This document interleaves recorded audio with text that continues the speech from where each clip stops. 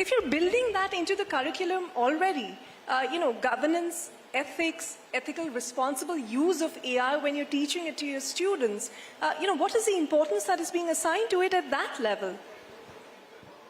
See, I would say, so the academic domain is concerned, ethics have to get integrated in all aspects, AI, not only AI. Because anybody cannot go in terms of a marathon unless he is ethical. So ethics has to become part and parcel. And today when we talk about Harvard talking about the Gita and management, there is some reason for that. That ethics has to get integrated everywhere. But more so, you see, in a technology domain, if we don't have an ethics, then as Mr. Ghosh was rightly saying, governance becomes very difficult to look at. Suppose there is a selfless driver-driven car and it meets an accident. Suppose tomorrow a major fraud happen in a banking industry. Whom to hold responsible? Unless we have got a governance in a place in terms of checks and balances, we were talking about collaborating with the partners.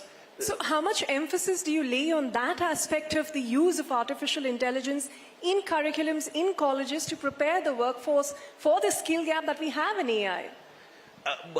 We in our institution, as BITS Pilani is concerned, let me tell you, some of the courses which have become very popular today are from humanities and psychology. Cognitive sciences and the basics of the ethics.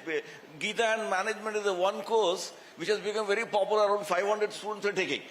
And surprisingly, last semester I was looking at the data, one of the Christian girl student topped that particular course. So these are something which are very miraculous things which are happening, that the students themselves taking greater interest in terms of integrating the computer ability with the finance, with the humanities. Another great thing which have been happening in a BITS Pilani is, because of minor programs today, every computer science student is taking a finance as a minor, and then he does a CFA. Because they look at the opportunities in a financial sector to be far more lucrative with a technology background. Yeah. And then if they do some ethics courses, and ethics and AI as a specialized course, I'm sure he's preparing a well-rounded professional to play a vital role in an industry. Well, speaking of skills, Aishwarya, when you go out to recruit today, and given that artificial intelligence is so widely being used, including generative AI, a relatively newer concept, do you find the requisite skills that you're looking for in the market, or do you often come back disappointed at the lack of skills, that you're looking for? Oh, you'd be amazed, Ritu, if I tell you about my APM interviews. They'll be like, I'll answer this question, once I'm done, I'll share a note with you. And it'll be a beautifully written note till you realize that this is a ChatGPT submission. These kids know how to hack things as well, which is where somewhere what he told about ethics resonates. Yeah, they do have skills. Let's not doubt this generation.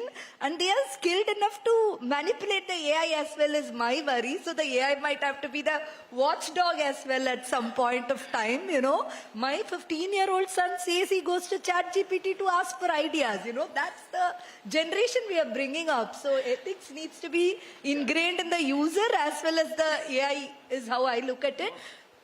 Well, yeah, on a more serious note, of course, none of these questions were prepared by ChatGPT. But let me ask you, Professor Ghosh, since, every time we talk about artificial intelligence, we're talking about skills and workforce, there's always that immediate fear that comes in the mind of people, and for valid reason, that it'll threaten jobs. We have one of the largest payment companies in the country that has recently announced that there's been a slight reduction in the workforce because they were able to see the transformative power of artificial intelligence in the use of financial services. How real is that threat, and how large is the skill gap that is needed to be filled to ensure that jobs are created faster than jobs are lost? So the total number of jobs may not reduce drastically. It's a reallocation, the way I see it. So there are certain kind of jobs will go because we are in the midst of huge amount of automation. But that will create some new kind of job. The major problem is not that. The major problem is we in the academic institution are struggling what to skill the new, we still don't know what to skill, to be honest, because of two things. One, so India did IT, they captured very well because IT is a unidirectional skill set. AI is a multidisciplinary skill set, and Indian academic institutions are notoriously bad in collaboration. To be very honest, IIM Bangalore, IISc doesn't collaborate, right? So that creates a major problem, because today, if you look at the top technology firm, they hire as many engineers as economists or as historians, right? So we need that multidisciplinary skill set. So that is one. Second is, because our academic institutions are dominantly teaching-based institutions, we are a user. So somebody needs to do the research and then I will bring it to the classroom. And I am not doing that. The US is doing that. China is doing that. And that's creating the major problem in skilling. I'm waiting for the next material to come for me to, because if you look at IIT, IIM, we are majorly teaching institute, not research institute at all. And that creates a problem that what do I skill? If I don't do research on this topic, I have nothing new to skill my students unless somebody else created the material and I can communicate much faster. That's the problem. Like in my class, what happens is when I teach machine learning, a lot of the time students are sleeping. And I don't blame them, because whatever I'm saying, they already know that from Coursera or something. They already know. So unless I'm throwing something new for them, it's very hard to glue them in the class. So skilling is becoming a tough choice for us.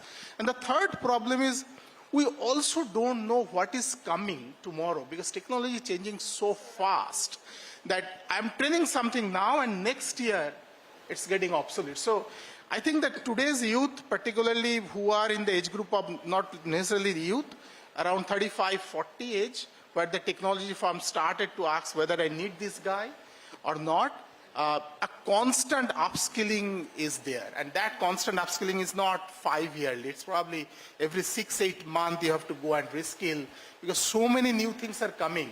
And this is a challenge for both for the students as well as for us. No doubt. I mean, the pace of technology is a challenge for stakeholders, for academia, for industry, for the regulator, everywhere. Let me just add to Professor Ghosh's idea. This reskilling, learning, relearning, that's a main domain today.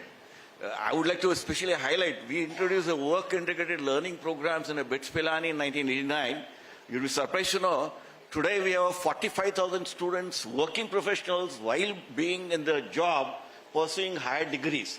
These are the ME programs, they are BS programs, and most of the most popular programs are data science, AI applications. These are most common programs which most of the industries are demanding today.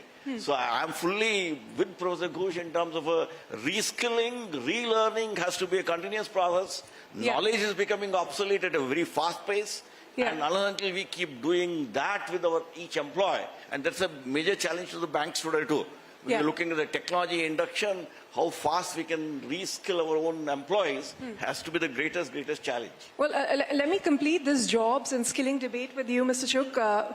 As State Bank of India, as one of the largest employers in the country, just tell us how artificial intelligence has impacted, your employee workforce because of costs and efficiency, improving.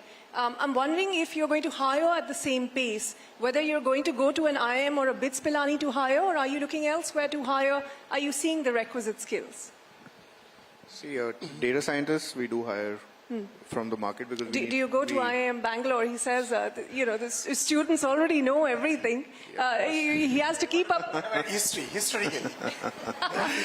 Not in future. But I think the way we are looking at AI in the bank is that it still has a lot of headroom available for efficiency unlocks, and that will continue to happen. Business models are obviously also transforming within the bank and in the industry, and as that change takes place, AI is going to go through this whole phase of being an assistive technology, which will improve the efficiency and unlock a lot of productivity gains, to being an augmented technology where it will start supplementing the effort of, let's say, coders or product managers, customer service agents. Sure. That can anyway come even as assisted. And eventually, and we are in no hurry to get there, that some tasks will get performed autonomously also. So rather than jumping straight into an autonomous role for AI, we want to go through this whole journey and learn also along the way Well, and keep releasing those unlocks. You know, it's difficult to predict, but currently, in the last couple of years, what has been the impact of the wider adoption of technology on your hiring pattern? Oh, huge. I mean, I'm not talking about our headcount, I think, is by and large, consistent for the last few years. And we do obviously, have the intake of our probationary officers every year, but also because we have a superannuation cadre, every year. But more importantly, I think what we've been able to do is that a whole lot of business benefits, risk management side benefits, early fraud detection, reallocation of resources. For example, one of our models which runs the footfall prediction or footfall analysis in the branches and then does the allocation of staffing, which is quite standard even in call centers.